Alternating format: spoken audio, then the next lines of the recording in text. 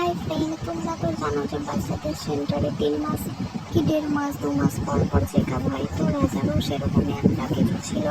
আজকে ওকে ওজন করানো হলো, আর এই শনিবার দিন ডাক্তার আসবে, সেদিন চেক আপ হবে। ও এত পরিমাণ কান্না করেছিল সেটা বলার কোনো কথা নয়, আমি পরের ভিডিওতে তোমাদেরকে দেখাবো। আর বাড়ি এসে ও যেহেতু প্রচণ্ড কান্নাকাটি করছিল, সেহেতু ওকে ওর দাদা ভাই ড্রয়িং করানো শেখাচ্ছিল যে এভাবে ড্রয়িং করতে হয়। ও দেখো এই খাতার এমন বিচ্ছিরি ড্রয়িং করেছে কি বলবো, আবার তাতে আবার হাসছে কান্না করতে করতে। আমি ওকে জিজ্ঞেস করছি যে রাজা তুমি কি করছো?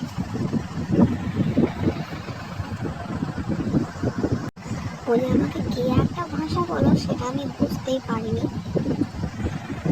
আরও এমনভাবে